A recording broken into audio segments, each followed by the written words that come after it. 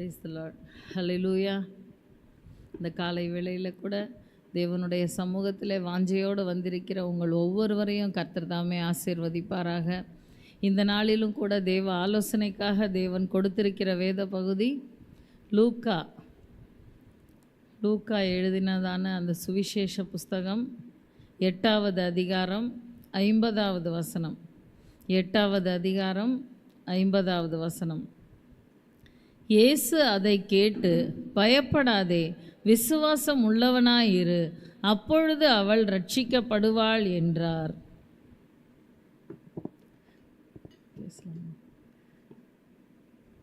அதாவது நேற்றைய தினத்தில் தேவனுடைய வார்த்தையை கொடுக்கணும் அப்படின்ன உடனே தேவ சமூகத்தில் ஜெபிக்கும்போது ஆண்டவர் இந்த ஒரு வார்த்தையை மனசில் போட்டார். பயப்படாதே, விசுவாசம் உள்ளவனாயிரு. வேதத்தில் நம்ம அநேக இடங்களில் பயப்படாதே அப்படின்ற வார்த்தையை பார்ப்போம். அதாவது ஒவ்வொரு நாளுக்கும் ஒரு பயப்படாதே ஆண்டவர் சொல்லி வச்சுருக்காரு, அத்தனை தடவை வேதத்தில் சொல்லப்பட்டிருக்கு அப்படின்னு சொல்லுவாங்க. இந்த வார்த்தை பார்த்திங்கன்னா, பயப்படாதே, விசுவாசம் உள்ளவனாக இரு. நிறைய இடத்துல சகோதரிகளுக்கு தேவன் அற்புதம் செய்யும்போது இந்த வார்த்தையை சொல்லியிருப்பார். ஆனால் இது ஒரு குறிப்பிட்டதான விசுவாசம் உள்ளவனாக இரு அப்படின்ற இந்த காரியம் எங்கே இருக்குது அப்படின்னு வேதத்தில் தேடும் பொழுது லூக்காவில் இந்த காரியம் வந்ததை பார்க்க முடிஞ்சுது. அதாவது இந்த இடத்துல பயப்படாதே, விசுவாசம் உள்ளவனாக இரு, அப்பொழுது அவள் ரட்சிக்கப்படுவாள் அப்படின்ற அந்த ஒரு வார்த்தையை ஆண்டவர் சொல்கிறார். அதாவது இதை சொல்லும் பொழுதே நமக்கு கண்டிப்பாக தோணும், பயப்படாதேன்னு சொல்லும்போதே அந்த இடத்துல எப்படிப்பட்ட சூழ்நிலைகள் தான் இருக்குது, பயப்படக்கூடிய சூழ்நிலைகள் இருக்குது அப்படின்றத நம்ம புரிஞ்சுக்கலாம். ஏன்னா நம்ம அந்த சூழ்நிலைக்கு ஏற்ற விதமாக தான் யாருக்குமே நம்ம பேசுவோம், ஆறுதல் சொல்லுவோம் இல்லையா? அதே மாதிரி தேவனும் இந்த இடத்துல முதல்ல சொல்கிற வார்த்தை பயப்படாதே. அப்போ நம்முடைய வாழ்க்கையிலும் கூட பயப்படக்கூடியதான எத்தனையோ காரியங்கள் நம்மளை நெருக்கிட்டு இருக்கலாம். அது சத்ருவுடைய காரியங்களாக இருக்கலாம், இல்லைன்னா வியாதியின் காரியங்களாக இருக்கலாம். ஒரு சின்ன வியாதி அப்படின்னா கூட இந்த நாட்களில் அதுவும் அந்த யூடியூப் அந்த மாதிரி அந்த சோஷியல் மீடியாஸில் ஆராய்ச்சி பண்ணி பார்த்தோன்னா கடைசியில் ஒரு சின்ன கட்டி அப்படின்னு அந்த கட்டி மறையிறதுக்கு ஏதாவது ஹோம் டிப்ஸ் இருக்குமா அப்படின்னு தான் நம்ம பார்க்க போவோம். ஆனால் அது இல்லை, இந்த கட்டிக்கு இது காரணமாக இருக்கலாம், அதுவாக இருக்கலாம், இதுவாக இருக்கலாம், இது கேன்சராக இருக்கலாம் அப்படின்ன உடனே நம்ம உள்ளுக்குள்ளே பயந்து, ஐயோ எனக்கு கேன்சர் வந்துருச்சு, கேன்சர் தான் அப்படின்னு அதையெல்லாம் இந்த பயாப்சியெல்லாம் அனுப்புறதுக்கு முன்னாடியே நம்ம போயிட்டு வந்திருப்போம் அந்த இடத்துல. அந்த மாதிரி ஒரு பயத்துக்குள்ளாக கடந்து போகக்கூடிய அளவுக்கு, நம்மை மிரட்டக்கூடிய அளவுக்கு தான் இந்த உலகத்தின் சூழ்நிலைகள் இருக்குது. ஆனால் ஆண்டவர் நமக்கு சொல்லுகிறதான வார்த்தைகள், பயப்படாதே. உன் தேவைகள் ஒருவேளை பெருசாக இருக்கலாம், இந்த தேவைகளை யார் சந்திப்பா, எப்படி முடியும், எவ்வளோ கஷ்டப்பட்டாலும் நம்ம அதை செய்ய முடியாது, அதை முடிக்க முடியாது அப்படின்ற அளவுக்கு சூழ்நிலைகள் இருக்கே அப்படின்னு நம்ம பயந்துக்கிட்டு இருந்தோன்னா ஆண்டவர் சொல்கிறாரு, பயப்படாதே. இன்னொன்று அடுத்து ஆண்டவர் சொல்கிறது, விசுவாசம் உள்ளவனாக இரு. விசுவாசம் உள்ளவனாக இரு அப்படின்னு சொல்லும்போது அப்போ விசுவாசிக்கக்கூடிய சூழ்நிலையும் அந்த இடத்துல இல்லை அப்படின்றத நம்ம பார்க்க முடியுது. இப்படிப்பட்ட சூழ்நிலையில் நம்ம விசுவாசமாக இருக்க முடியுமா அப்படின்னு நம்ம நினைக்கக்கூடிய அளவுக்கு சில சூழ்நிலைகள் வந்த போதிலும் கூட சில பேர் விசுவாசத்தில் அவங்க நிற்கிறத நம்ம பார்க்க முடியும். எப்படிப்பட்ட விசுவாசம் அவங்களுக்குள்ளே இருக்குது அப்படின்னா, அது ஒரு தேவனுடைய சமூகத்திலிருந்து அவங்களுக்குள்ளாக அந்த விசுவாசம் ஊற்றப்பட்டு தேவனுடைய பலத்தில் அவங்க நிற்கக்கூடிய அளவுக்கு அந்த இடத்துல ஆண்டவர் நடத்துவார். குன்றத்தூர் பாஸ்டர் பீட்டர் அவங்க இறக்கும்போதெல்லாம் அந்த சூழ்நிலைகள் பயங்கரமாக இருந்துச்சு. எதிர்பாராத ஒரு வியாதி, அதனால் அந்த குடும்பத்தில் ஊழியத்தை ஓடி ஓடி செஞ்சிட்டு இருந்ததான அந்த சகோதரன் அந்த இடத்துல இல்லை அப்படின்றத எங்களாலேயே ஏற்றுக்கொள்ள முடியல. குடும்பத்தார் எப்படி அதில் நிற்பாங்க அப்படின்னா, அவங்க அதுலேயும் நின்று தொடர்ந்து தேவனுக்காக அந்த இடத்துல அந்த ஊழியங்களை செஞ்சு இன்னும் சிறப்பாக அதை செய்யக்கூடிய அளவுக்கு ஆண்டவர் விசுவாசத்துக்குள்ளாக அவங்கள நடத்தி கொண்டிருக்கார்.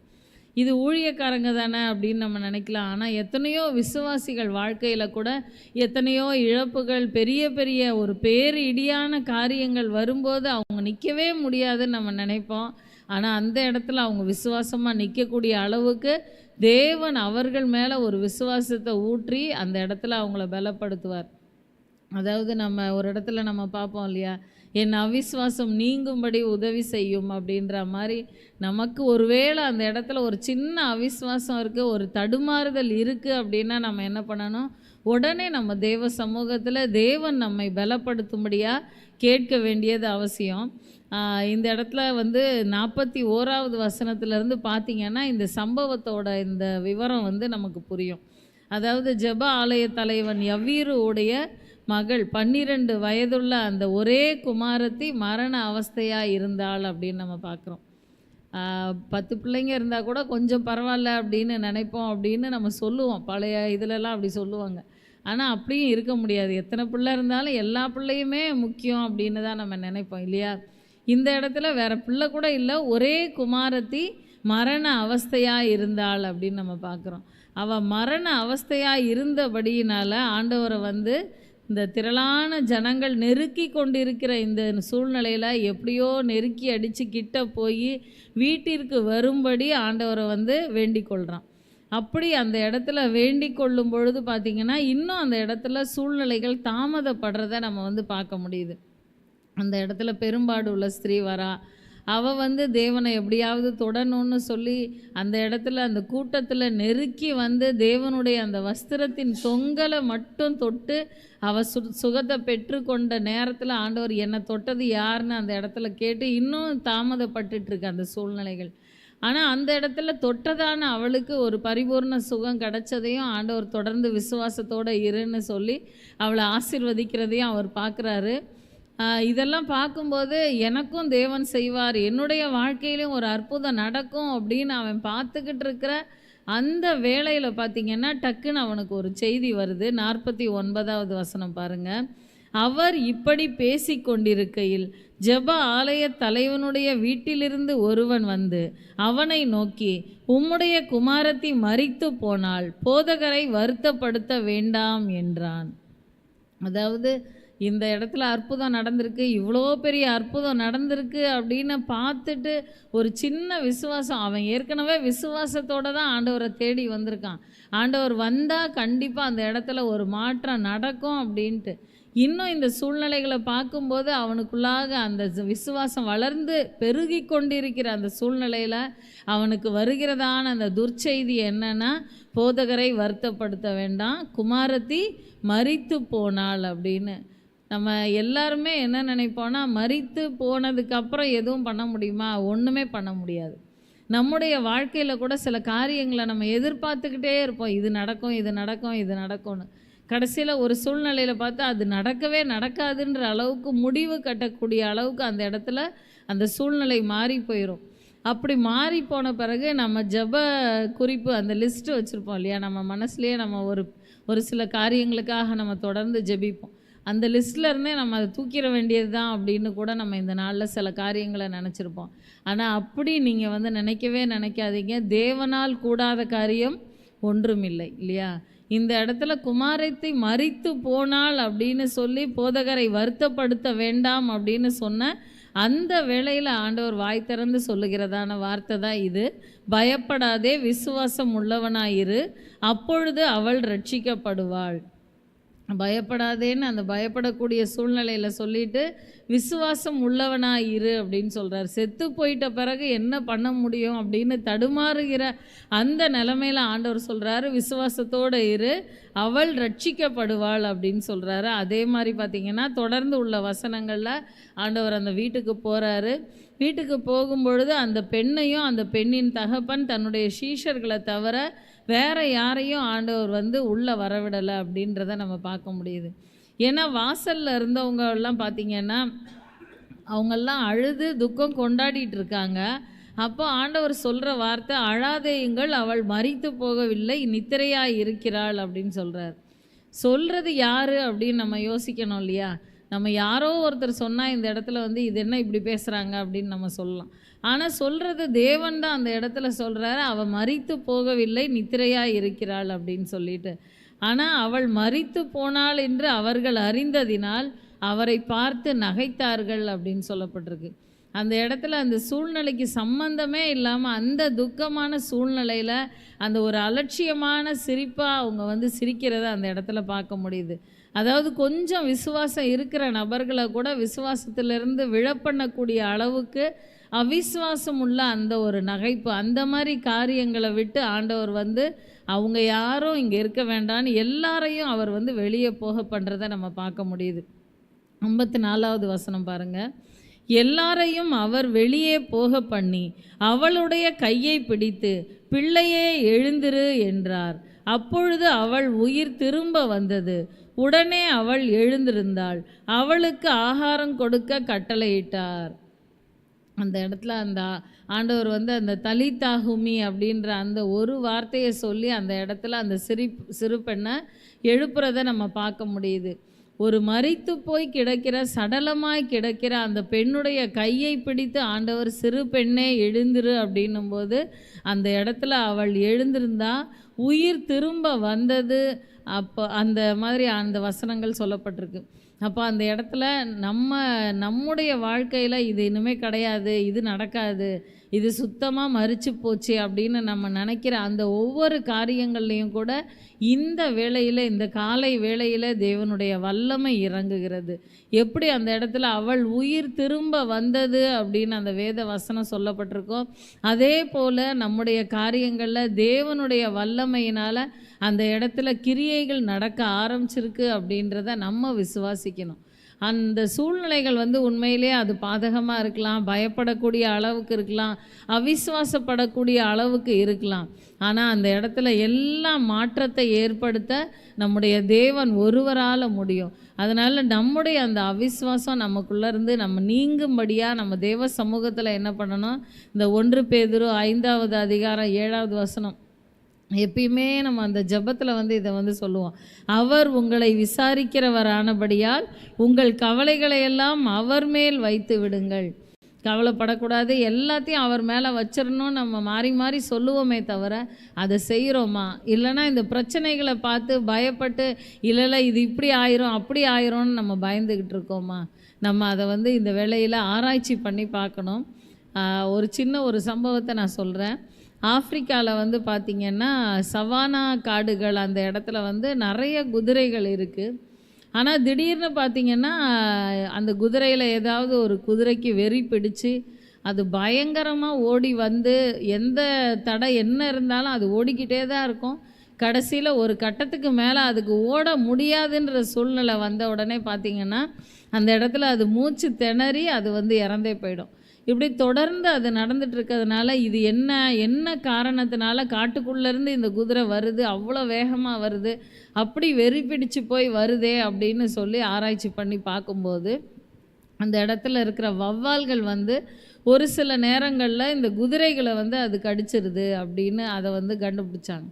சரி, அப்போ அந்த வௌவாலுடைய அந்த கடி வந்து அவ்வளோ ஒரு அந்த குதிரையை வெறி ஏற்றக்கூடிய அளவுக்கு அதில் ஏதோ விஷம் வந்து இருக்குது, ஏதோ ஒரு காரியம் இருக்குதுன்னு தொடர்ந்து அதற்குரிய காரியங்களை ஆராய்ச்சி பண்ணி பார்க்கும்போது அப்படிப்பட்ட ஒரு காரியமுமே இல்லை.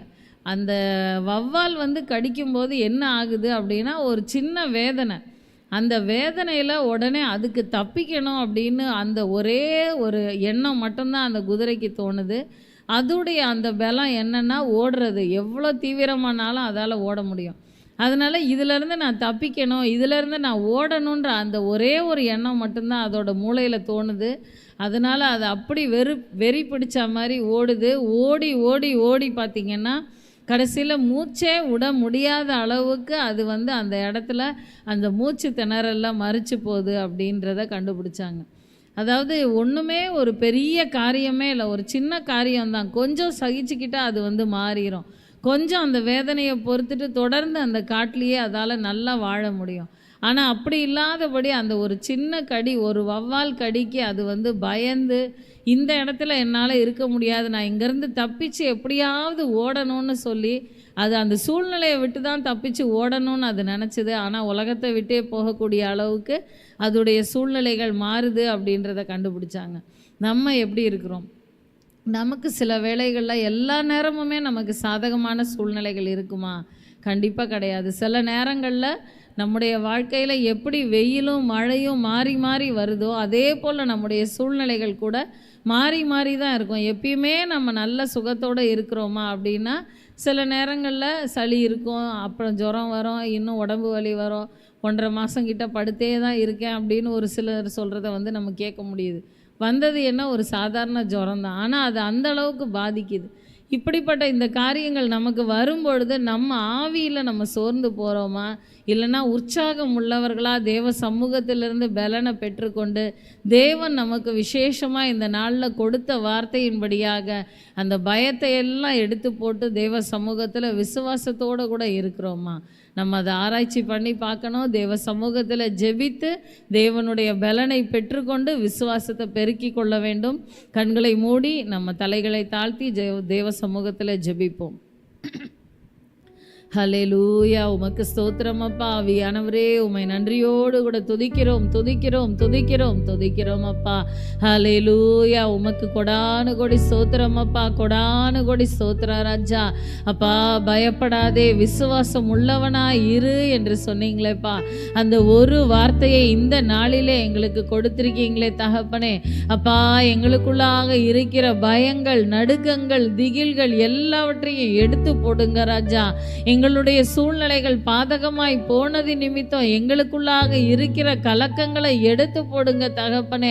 அப்பா ஒரு சின்ன பிரச்சனைக்கு நாங்கள் பயந்து நடுங்கி கொண்டு திகிலடையக்கூடிய சூழ்நிலையில் இருக்கிறோமே, அந்த பிரச்சனைகளை தேவன் மாற்றுங்க. எங்களுக்குள்ளே வருகிறதான அந்த அவிசுவாசங்களை தேவன் இந்த காலை வேளையில் எடுத்து போட வேண்டுமாறு ஒப்பு கொடுக்கிறோம் அப்பா.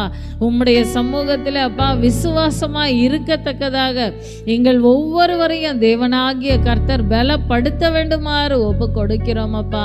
அப்பா எங்களால் முடியாதுப்பா. சில சூழ்நிலைகள் எங்களை மேற்கொள்ளும் பொழுது நாங்கள் தடுமாறுகிறதான சூழ்நிலைகளிலே அப்பா என் அவிசுவாசம் நீங்கும்படி உதவி செய்யும் என்று ஜெபித்தது போல உம்முடைய சமூகத்திலே நாங்கள் ஜெபித்து பலனை பெற்றுக்கொள்ள அப்பா உம்முடைய சமூகத்திலிருந்து ஒரு விசுவாசத்தை பெற்றுக்கொண்டு பலன் அடைய தேவன் எங்கள் ஒவ்வொருவருக்கும் கிருபை பாராட்ட வேண்டுமாறு ஒப்பு கொடுக்கிறோம் அப்பா. இயேசு ராஜா உம்மை துதிக்கிறோம் துதிக்கிறோம் துதிக்கிறோம் துதிக்கிறோம் துதிக்கிறோம் அப்பா.